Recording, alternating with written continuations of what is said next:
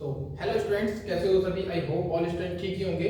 तो इससे पिछले लेक्चर में हमने कवर किया था कि चालन कैसे होता है आवेश का और हम कैसे किसी अनावेशित वस्तु को हम आवेशित कर सकते हैं। तो आज हम इस चार टॉपिक से रिलेटेड हम पढ़ने वाले हैं कूलम्ब्स लॉ, ठीक है। और कूलम्ब्स लॉ से तुम बहुत अच्छे अच्छे क्वेश्चंस को सॉल्व करोगे, ठीक है। और हम कूलम्ब्स लॉ से हम चार्जों से बनने वाले बहुत सारे तुम्हारे क्वेश्चंस हैं जिनको हम यहाँ पर क्लियर करेंगे, ठीक है। तो आइए चलो देखते हैं कूलम्ब्स लॉ, ठीक है।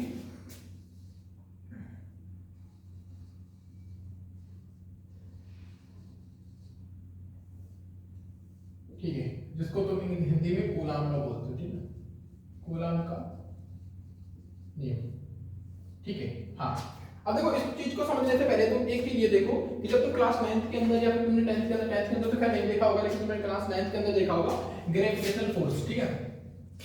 जो तुम्हारा फोर्स लगता था वो तुम्हारा क्या करता था, तुम्हारे पास में दो बॉडियां हुआ करती थी, एक बॉडी ये एक बॉडी ये, इन दोनों के बीच में क्या है, ये इसका सेंटर है ये इसका सेंटर है, तो इनके बीच की डिस्टेंस जो होती थी वो d होती थी, ठीक है। उसको तुम सपोज r भी ले सकते हो, ठीक है, क्लियर।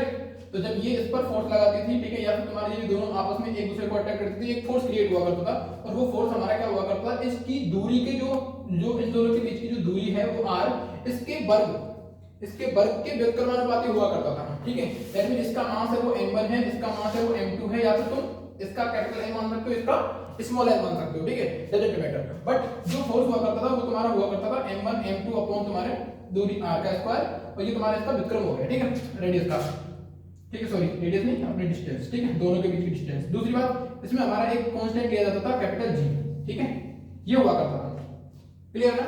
तो हमारा जो यहाँ पर जो हमारा कूलम्ब्स लॉ है, ठीक है, तो जो तुम्हारा कूलम्ब्स लॉ है वो इस तरीके से ही बिल्कुल वर्क करता है, ठीक है। जो हमारा ये जो हमने पढ़ा हुआ है 9th क्लास के अंदर, तो हमारा कूलम्ब्स लॉ भी same to same as it is इसी तरीके से काम करता है। बट हमको समझना क्या है, हम यहाँ पर बात करेंगे चार्जेस के बिटवीन, ठीक है, या फिर हम चार्जेस के लिए बात करेंगे और वहां हम बात करते हैं मास के लिए, ठीक है, बॉडी के मास के लिए। तो ये तुमने लॉ पढ़ा हुआ है जिसको हम सार्वत्रिक नियम कहते थे, क्या कहते थे, सार्वत्रिक नियम कहते थे, ठीक है। तो इस पर हम डिस्कस करेंगे अभी 2 मिनट क्लियर को। चलो देखते हैं कूलम्ब्स लॉ। अब देखो कूलम्ब्स लॉ क्या कहता है कि हमारे पास में कोई दो चार्ज है, ठीक है, देखो एक तो अपने पास पॉजिटिव का क्यू है, सपोज दैट अपने पास में एक दूसरा भी अपने पास पॉजिटिव का क्यू है, ठीक है। सेकंड थिंग अपने पास में देखो ये पॉजिटिव का क्यू है, सॉरी नेगेटिव का क्यू है, ये अपने पास में नेगेटिव का क्यू है, ठीक है। क्यू मींस मतलब हमारा कोई चार्ज है, ठीक है। और मान लो एक तुम्हारे पास में क्या है पॉजिटिव का क्यू और एक तुम्हारे पास में क्या है नेगेटिव का क्यू। अब तुमको पता है कि देखो मैं तुमको बता चुका हूं पॉजिटिव को क्या करेगा, रिपेल करेगा, नेगेटिव को रिपेल करेगा, और पॉजिटिव और नेगेटिव एक दूसरे को अट्रैक्ट करेंगे, क्या करेंगे, अट्रैक्ट करेंगे, मतलब एक दूसरे को अट्रैक्ट करेंगे, ठीक है, ये वाले, ठीक है। जबकि ये दोनों एक दूसरे को क्या करेंगे, रिपेल करेंगे, क्योंकि तुम्हें पता है कि सेम को क्या करता है, रिपेल करता है, यानी प्रतिकर्षित करता है, ठीक है। हाँ, तो ये हम पढ़ चुके हैं पहले से। अब क्या होगा हमारे पास में, हमने क्या किया, सपोज हमारे पास में कोई प्लस का क्यू है और ये भी अपने पास में प्लस का क्यू है, क्लियर। सपोज दैट इसका ये सेंटर है, इसका भी अपना ये सेंटर है, क्लियर। अब देखो इन दोनों के सेंटर के बीच जो डिस्टेंस है वो है r, क्लियर। अब देखो यहां पर सपोज दैट हमारा जो ये है इससे इस पर क्या करेगा, देखो सपोज दैट ये अपना क्यू है, इसको q1 मान लो, इसको q2 मान लो, ठीक है, क्योंकि फिर डिफरेंस क्रिएट नहीं होगा, क्लियर ना। अब देखो हमारा क्या है, यहां पर इसको हम बोलें कि इसके द्वारा क्या है, इस पर फोर्स लगेगा और इसके द्वारा इस पर फोर्स लगेगा। जब ये q2 हमारे इस q1 पर फोर्स लगाएगा तो इसको हम बोलेंगे F1, और किसके थ्रू लग रहा है, F2 के थ्रू लग रहा है, तो हम इसको बोलेंगे सॉरी q2 के थ्रू लग रहा है, तो मतलब ये हमारा फोर्स इधर की तरफ लगेगा, ठीक है, तो ये F2 हो जाएगा। और अगर इसको हम डायरेक्शनली बात कर रहे हैं डायरेक्शन, तो इसको हम ऐसे बोल देंगे, ठीक है, F2 का वेक्टर, तुमने अलग क्लास में पढ़ा था। अब इस F देखो, अब इस q1 की वजह से इस पर कोई फोर्स लगेगा तो वो इधर लगेगा, और इसको हम बोलेंगे 2 पर लग रहा है, किसकी वजह से, 1 की वजह से, ठीक है, क्लियर। तो ये अपना इस डायरेक्शन हो गया, तो इसको हम डायरेक्शन शो करने के लिए F2 1 वेक्टर लिख देंगे, क्लियर है ना। अब सुनो, हमारा जो ये फोर्स लगता है, ठीक है, वो हमारे इन चार्जेस के सेंटर जो हैं, इन सेंटर के अकॉर्डिंग, इन सेंटर्स को मीट करते हुए, इन सेंटर्स से मीट करते हुए जो लाइन जा रही होती है, उस लाइन पर ही हमेशा ये क्या करेगा, ये फोर्स इन पर लगेगा, ठीक है। ऐसा नहीं है कि हमने फोर्स इधर लगाया और ये चार्ज इधर हो गया, ऐसा नहीं होगा, ठीक है। इनके क्या लाइन जॉइनिंग ऑफ, ठीक है, सेंटर्स, ठीक है, मतलब क्या होगा, इन दोनों सेंटर्स के लाइन को ज्वाइन करते हुए इन दोनों पर जो फोर्स लगेगा वो बिल्कुल यू सीधा और यू इधर सीधा लगेगा। क्लियर है, बात समझ आ रही है? हाँ, अब देखो, ठीक है, अब देखो जो ये फोर्स इन पर वर्क करता है वो क्या करता है, वो डिपेंड करता है, देखो वो F इज प्रोपोर्शनल टू होता है Q1 into Q2, मतलब इन दोनों चार्जेस के गुणनफल पर क्या करेगा, वो डिपेंड करेगा। सेकंड थिंग, जो अपना ये है, ये इनके क्या करेगा, इन दोनों के बीच की जो दूरी है इसके स्क्वायर के व्युत्क्रम पर डिपेंड करेगा। ठीक है, और इन दोनों को, ये इक्वेशन फर्स्ट मान लो, इसको इक्वेशन सेकंड मान लो, इन दोनों को मिलाने पर क्या मिलता है आपको, F इज प्रोपोर्शनल टू मिलता है Q1 Q2 upon R square. ठीक है, और जब प्रोपोर्शनल के साइन को हम रिमूव करते हैं तो F इज इक्वल टू आता है अपने पास में K Q1 Q2 upon R square, और यहाँ पर K क्या है, K एक कांस्टेंट है, ठीक है, जिसको हम नियतांक बोलते हैं, और ये हमेशा हर जगह पर काम नहीं करता है। ठीक है, बात समझ में आ गई? हमेशा हर जगह पर ये सेम ही नहीं रहता है, बट इसको हम जनरली यूज में लेते हैं कि ये कांस्टेंट है। ठीक है, अब देखो यहाँ पर हमारा फॉर्मूला क्या बनता है, F equal to K Q1 Q2 upon R square. Clear है? ठीक है, अब यहाँ पर जो ये K है ये कांस्टेंट है, ये डिपेंड करता है अपने किस पर, मीडियम पर। किस पर डिपेंड करता है, मीडियम पर। तो हम ऐसे बोल सकते हैं कि जो हमारा K है वो हर जगह पर जरूरी नहीं है कि ये सेम रहे। ठीक है, क्लियर है, क्योंकि ये डिपेंड करता है किस पर, अपने मीडियम पर। ठीक है, तो हम बोल सकते हैं जो हमारा ये बल होता है विद्युत बल, ये हमारा कौन सा बल है, विद्युत बल, क्योंकि दो चार्जेस के बीच में जो बल काम करता है उसको हम विद्युत बल बोलते हैं। दो बॉडी के मास के बीच में काम करता है उसको हम क्या कहते हैं, सार्वत्रिक नियम के अकॉर्डिंग हम उसको गुरुत्वाकर्षण बल कहते हैं, जो तुमने 9th क्लास के अंदर पढ़ा हुआ है, जो मैंने सबसे पहले यहाँ पर फॉर्मूला लिखवाया था। ठीक है, अब देखो यहाँ पर ये क्या है, यही हमारा कूलम्ब फ्लो है, बट अगर इसको हम डायरेक्शनल फॉर्म में लिखेंगे, डायरेक्शनल फॉर्म में लिखेंगे तो कैसे लिखेंगे इसको, ठीक है, उसको समझेंगे। पहले देखो, पहले इसकी निर्भरता देखें कि जो हमारे विद्युत बल है, विद्युत बल किस पर निर्भर करता है, दोनों आवेशों के गुणनफल पर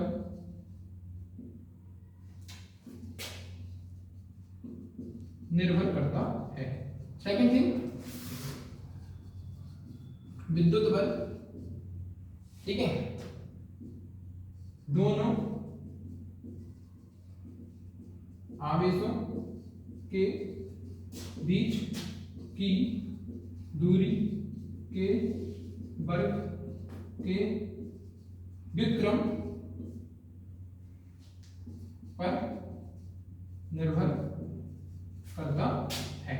ठीक है, ये बात क्लियर आ गई समझ में? अब होता क्या है, एक्चुअली हमारे पास जो कांस्टेंट मिल रहा है K, हमारा जो कांस्टेंट K है ये भी हमारा क्या कर रहा है, इन दोनों, ठीक है, जो चार्जेस हैं इनकी प्रकृति पर, ठीक है, या फिर इनकी तुम्हारी क्या करेगा, वो प्रकृति पर निर्भर करेगा, या फिर इनके माध्यम पर निर्भर करेगा। ठीक है, किस पर, माध्यम पर निर्भर करेगा। तो हम बोल सकते हैं नियतांक के माध्यम पर निर्भर करता है।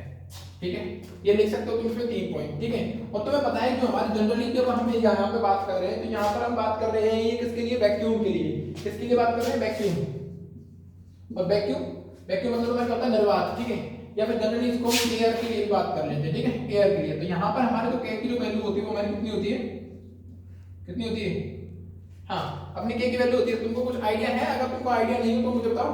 ठीक है, थोड़ा बहुत तुमको आइडिया हो गई, K की वैल्यू क्या होती है, क्या होती है, K की वैल्यू होती है जनरली 9 × 10⁹। ठीक है, अब देखो इसका तुम यूनिट कैसे निकाल सकते हो, इस फार्मूले से निकाल सकते हो। देखो एक्चुअली तुमको यहाँ पर फार्मूला क्या दे रखा है, F equal to K Q1 Q2 upon R square. ठीक है, अब देखो K निकालना है अपने को, R स्क्वायर इधर आएगा तो F इनटू R स्क्वायर हो जाएगा अपॉन तुम्हारा ये Q1 Q2 नीचे आ जाएंगे, इक्वल टू अपना रह जाएगा K। अब देखो तुम्हें पता है F का न्यूटन, F का होता है न्यूटन, ये तुम्हारी दूरी है, दूरी का तुम्हारा हो जाएगा मीटर स्क्वायर, क्योंकि ये दूरी का मीटर हो जाएगा, इसके ऊपर स्क्वायर मीटर के ऊपर स्क्वायर। अब तुम्हारे क्या होगा, दोनों चार्जेस हैं, और चार्जेस को किस में मापा जाता है, कूलम में, और कूलम इनटू कूलम करेंगे तो कूलम स्क्वायर।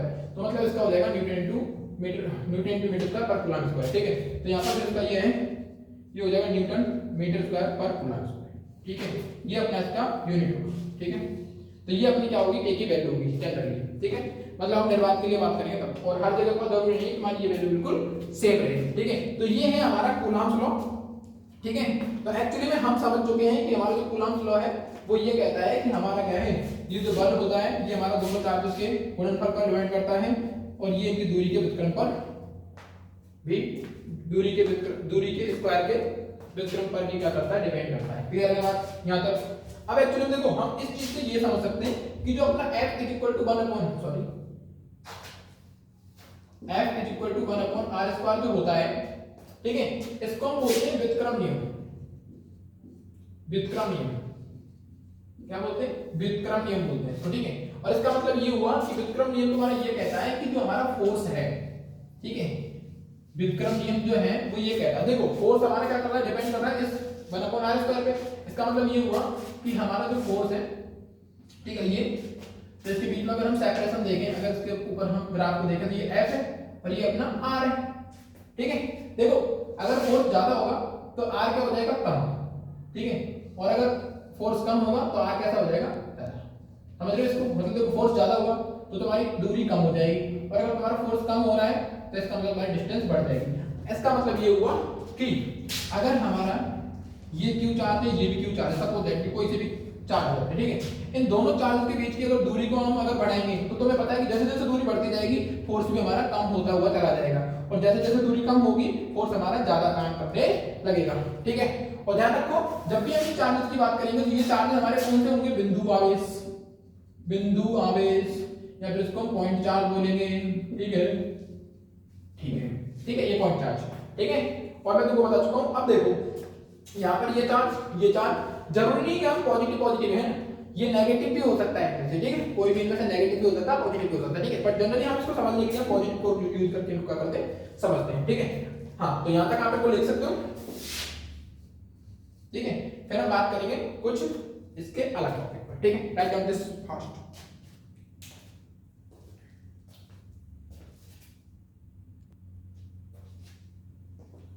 हाँ, क्लियर है, ठीक है। हाँ, तो यहां तक क्लियर है। हाँ, आप इसमें ये भी देख सकते हो कि जो ये विद्युत बल है, देखो यहाँ पर विद्युत बल दोनों आवेशों के बीच की दूरी के विक्रम पर भी निर्भर करता है, 17 नियतांक बल के माध्यम से निर्भर करता है। और यहाँ पर ये बल भी हमारा, ये जो बल है विद्युत बल, ठीक है, विद्युत बल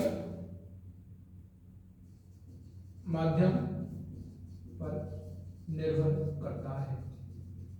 मतलब जो अपना ये इलेक्ट्रिक फोर्स जो होता है ये भी हमारा क्या करता है, डिपेंड होता है मीडियम, ठीक, ये भी हमारा मीडियम पर डिपेंड करता है, ठीक है। यहां तक ये क्लियर है। चलो इसको हम यहां से रद्द कर देते हैं।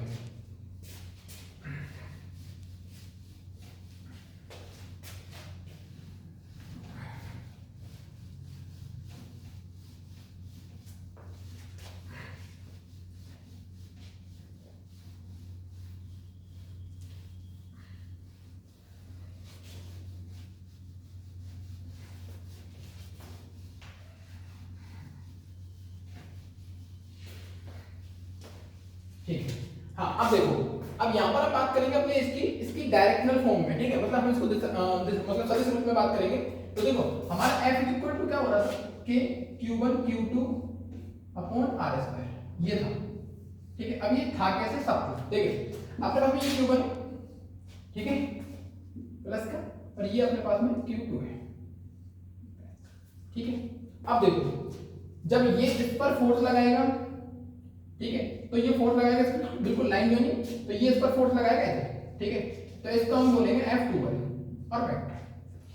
जब ये 2 इस पर फोर्स लगाएगा तो ये इधर की तरफ फोर्स लगाएगा बिल्कुल लाइन जॉइनिंग, ठीक है, और जब ये इधर की तरफ फोर्स लगाएगा तो ये हो जाएगा F12, ठीक है। तो इधर लगा रहे हैं, बट हम डायरेक्शन को दिखाने के लिए हम वेक्टर को यू नहीं लगाते हैं, ये चीज आप ध्यान रखना, वेक्टर को हमेशा यू लगाते हैं, ठीक है, क्लियर। अब देखो इनके बीच की जो दूरी होगी, ठीक है, वो डायरेक्शनल के लिए हम क्या करते हैं, r का हम क्या लगाते हैं, मोड़ लगाते हैं, क्लियर है, r का मोड़ लगाते हैं। जब फोर्स तुम्हारा इस q1 ने q2 पर लगाया तो उसको लिखते हैं r2 माइनस r1, ठीक है, क्या लिखते हैं, r2 माइनस r1, वेक्टर में तो वेक्टर, ठीक है, इस तरीके से लिख सकते हो।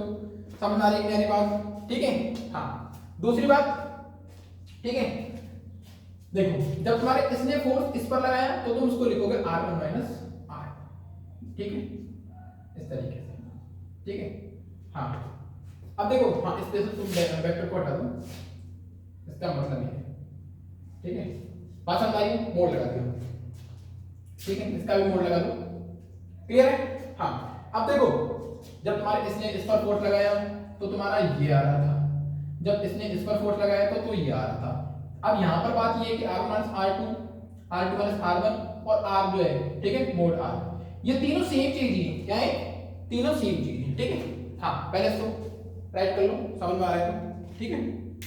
हाँ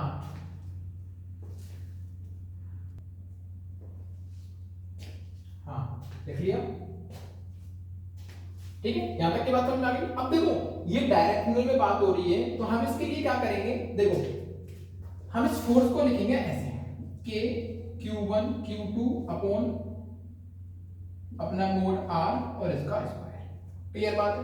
अब सुनो जब हम डायरेक्शन की ये बात कर रहे हैं तो हम सदिश रूप में बात कर रहे हैं, तो सदिश रूप में बात कर रहे हैं इसके लिए हम यहाँ पर वेक्टर शो करते हैं। अब सुनो अब ये हमारा क्या यहाँ पर ये डायरेक्शनल फॉर्म में नहीं हुआ अभी पूरा, क्योंकि हमें पता है कि जब हम डायरेक्शन शो करेंगे तो हमें एक यूनिट वेक्टर लेना पड़ेगा। क्या लेना पड़ेगा, यूनिट वेक्टर, जो तुमने 11th क्लास में पढ़ा होगा, जिसको हम एकांक सदिश कहते थे। और एकांक सदिश को हम कैसे निकालते थे, जैसे एकांक सदिश हमारा हुआ होता a कैप इक्वल टू हमारा होता था a वेक्टर अपॉन a का मोड, इस तरीके से हुआ करता था, अब राइट, ठीक है। अब देखो हम यहाँ पर r वेक्टर की बात करेंगे तो हम r वेक्टर को कैसे निकालेंगे, सॉरी r यूनिट को, ठीक है, या फिर r कैप को कैसे निकालेंगे, ऐसे निकालेंगे r वेक्टर को r का ऐसे, बट हमें पता है कि ये r है, ठीक है, हम r कैप निकाल रहे हैं। अब देखो हम यहाँ पे सपोज दैट हम कौन से वाले फोर्स की बात कर रहे हैं कि हमारा मान चलो हम किसकी बात कर रहे हैं, इस 1 से जब इस पर लग रहा है फोर्स तब हम इसकी बात कर रहे हैं, क्लियर, मतलब इस F1 से सॉरी इस Q1 से Q2 पर जब हमारा फोर्स लग रहा है तो हम इसकी बात कर रहे हैं, क्योंकि इधर से इधर लग रहा है तो हमारी ये वाली आएगी यार, है ना, ये तुमको मैं बता दूंगा। तो जब ये वाली आएगी तो हम इसके लिए हम क्या करेंगे, देखो ये हमारा जो r कैप है, अब देखो ये r जो है हमारी वो क्या हो जाएगी, ये r2 माइनस के r1, ठीक है। और दूसरी बात अपनी क्या हो जाएगी, यहाँ पर नीचे क्या आ जाएगा मोड, और मोड किसका आ जाएगा अपने ये r2 माइनस r1 वेक्टर का मोड, ठीक है। इस तरीके से निकालेंगे, इस तरीके से निकालेंगे, इस तरीके से निकालेंगे r कैप, ठीक है। तो ये हमारा क्या होगा इसका एकांक सदिश। अब देखो इस एकांक सदिश को प्राप्त करेंगे यहाँ पर, अब देखो ये हो जाएगा f। अब मैं किसके लिए बात करता था, ये f12 के लिए, क्योंकि f12 क्या कर रहा है तुम्हारा, ठीक है, f12 क्या कर रहा है, ये तुम्हारा इस पे फोर्स लगा रहा है, ठीक है, ये जो सॉरी Q1 है वो तुम्हारे इस पर फोर्स लगा रहा है, तो हम किसकी बात करेंगे, इससे जब इस पर फोर्स लगा रहा है ना तो F21 की बात करेंगे, सॉरी है ना, क्योंकि ये वाला फोर्स लगा रहा है इस पर, ये हमारा जो चार्ज है वो इस पर फोर्स लगा रहा है तो हम इसकी बात करते हैं, ठीक है। ये देखिए F21, ठीक है। चलो हम कैसे लिखेंगे इसको, देखो मैं तुमको r कैप की वैल्यू बता दी, ये लिखिए, चलो पुट करो,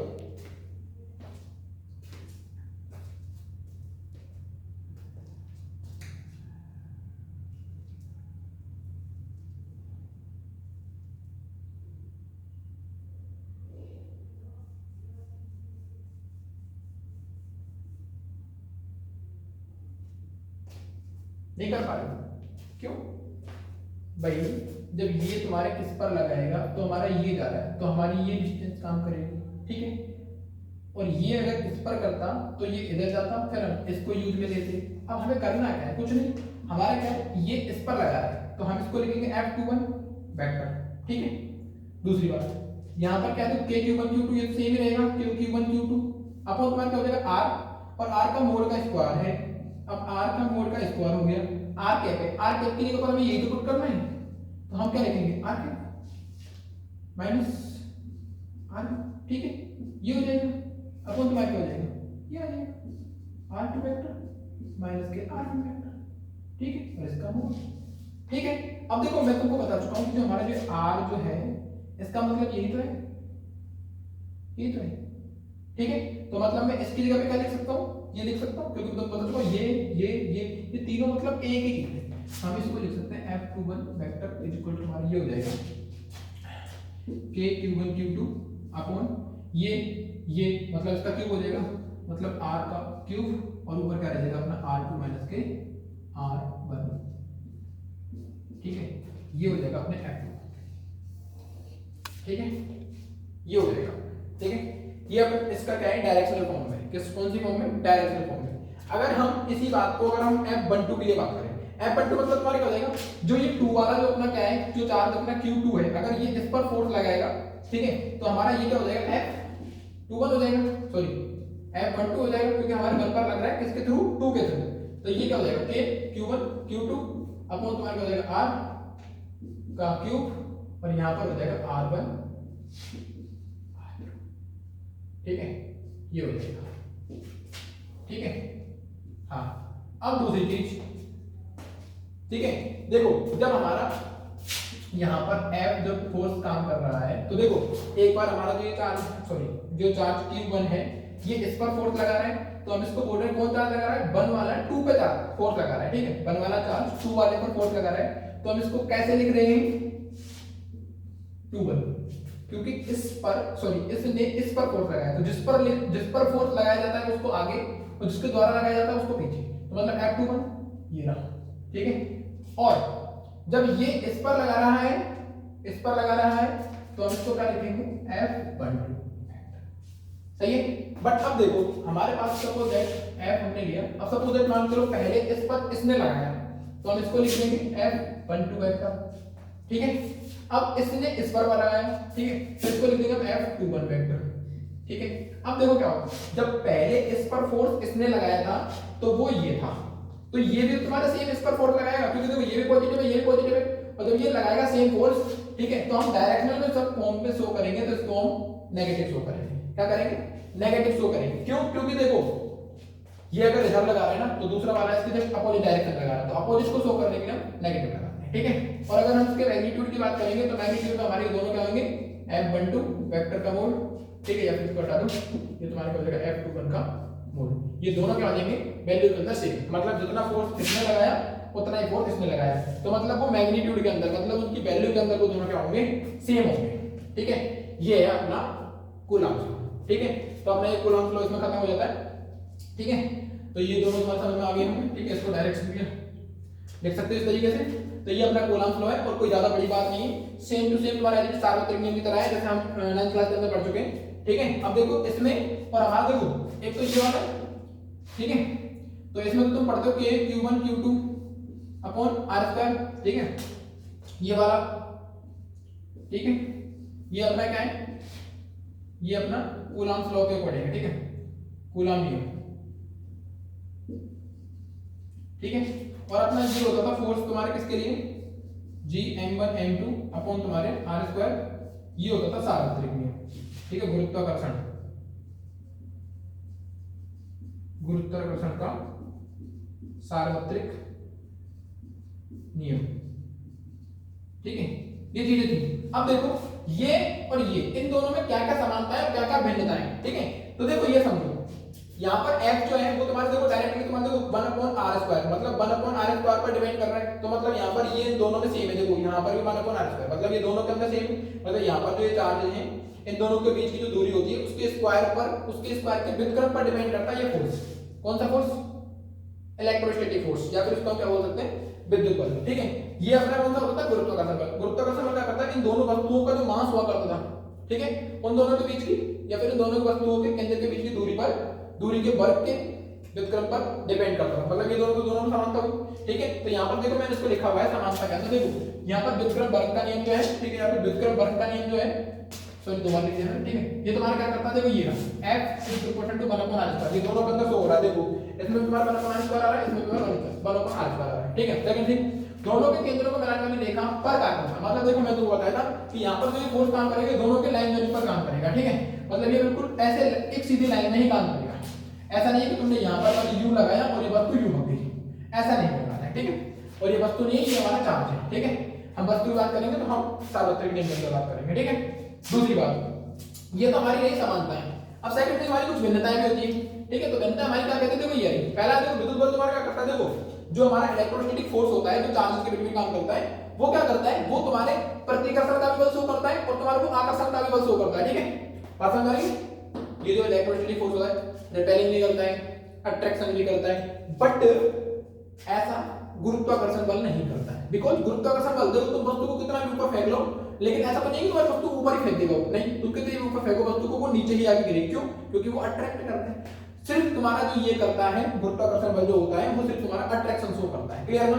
सेकंड थिंग बात देखो, विद्युत बल माध्यम पर निर्भर करता है, जबकि गुरुत्वाकर्षण बल तुम्हारा माध्यम पर निर्भर नहीं करता है। तुम वस्तु के बीच में दीवार लगा दो, वो दीवार अगर इस गुरुत्वाकर्षण बल से ज्यादा फोर्स लगाएगी तो वस्तु वो वहीं पर रुक जाएगी। अदरवाइज अगर उसका फोर्स ज्यादा हुआ, ठीक है, या फिर उसका वेट ज्यादा हुआ, ठीक है, तो तुम्हारी वो वस्तु नीचे ही आकर गिरेगी।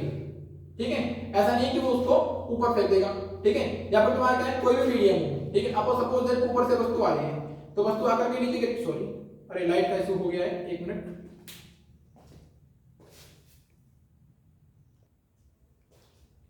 हाँ, तो थोड़ा लाइट का इशू हो गया है ना, तो इस चीज के लिए मैं आपसे माफी चाहता हूँ। ठीक है, वैसे अपना लेक्चर यहीं पर खत्म करते हैं क्योंकि लाइट का कोई ऐसा नहीं कि कितनी देर में आती है। ठीक है, तो देखो, हाँ, अपना तीसरा टॉपिक ये कहता है, देखो दूसरा टॉपिक तुम्हारा ये क्लियर हो गया, विद्युत बल तुम्हारा होता है वो माध्यम पर निर्भर करता है, तुम्हारा गुरुत्वाकर्षण बल है वो किसी प्रकार के माध्यम पर निर्भर नहीं करता है। मतलब गुरुत्वाकर्षण बल, अगर वस्तु कोई ऊपर से गिर रही है ना, रास्ते में कुछ भी आ जाए, एयर आ जाए, पार्टिकल आ जाए, ठीक, अगर वो गिर रही है तो वो नीचे गिरेगी ही। ऐसा नहीं कि अगर कोई वस्तु पे कोई दूसरा अगर माध्यम आ गया बीच में तो वो उसकी तरफ अट्रैक्ट हो जाएगी, ऐसा कुछ नहीं होने वाला। क्योंकि तुम वस्तु को देखो, तुम्हारे क्या है, बीच में अगर कुछ भी चीज आ जाती है वस्तु के ऊपर से नीचे आने पर, तो उसमें कोई भी तुम्हारा माध्यम है उस पर तुम्हारा ये गुरुत्वाकर्षण जो बल है वो डिपेंड नहीं करता है। उसका सिर्फ ओनली एक ही काम है, वस्तु को नीचे खींचना। ठीक है, तो बस वो उसको अपनी ओर अट्रैक्ट ही करती है। ठीक है, जबकि ऐसा तुम्हारे इसके अंदर विद्युत बल के अंदर नहीं होता है। विद्युत बल के अंदर सीन थोड़ा अलग होता है, क्योंकि अगर तुम विद्युत बल अलग अलग मीडियम्स में क्रिएट करोगे, ठीक है, फिर यूज करोगे, तो अलग अलग जगह पर अलग अलग फोर्स काम करेगा। ठीक है, हाँ, सेकंड ये देखो, विद्युत बल का हमारा मान है वो गुरुत्वाकर्षण बल की तुलना में काफी बड़ा होता है। ठीक है, तो ये देखो अपने क्या होता है, जो एफ ई है, ठीक है, तो यहाँ पर एफ ई के लिए हमारा जो मान होता है वो अपना कितना होता है, एफ इलेक्ट्रोस्टैटिक के लिए तुम्हारा जो अपना के की जो वैल्यू वही देख लो, वो कितनी होती है, 9 × 10 की पावर 9 न्यूटन मीटर स्क्वायर पर कूलम स्क्वायर। ठीक है, जबकि हमारे हम एफ जी के लिए बात करें तो वहां पर हमारी जो वैल्यू होती है जी की, वो कितनी होती है, 6.67 × 10⁻11। ठीक है, क्या होती है, न्यूटन मीटर स्क्वायर पर किलोग्राम स्क्वायर। ठीक है, ये होती है। तो देखो यहाँ पर अपनी जो ग्रेविटेशन जो अपना गुरुत्वाकर्षण जो बल होता है, ग्रेविटेशन फोर्स होता है, देखो वो तुम्हारा 6.67 10⁻11 माइनस में है ना पावर्स, जबकि यहाँ पर क्या है अपने पॉजिटिव में पावर्स, और वो भी 10⁹ टाइम्स। ठीक है, तो यहाँ पर ये बहुत ही कम है, जबकि ये इसकी तुलना में काफी ज्यादा है। ठीक है, तो हमारा आज का वीडियो यहीं पर खत्म होता है। अब हम नेक्स्ट वीडियो के अंदर डिस्कस करेंगे, क्योंकि लाइट का थोड़ा इशू हो गया। So it's time to say bye bye, we will meet in the next lecture.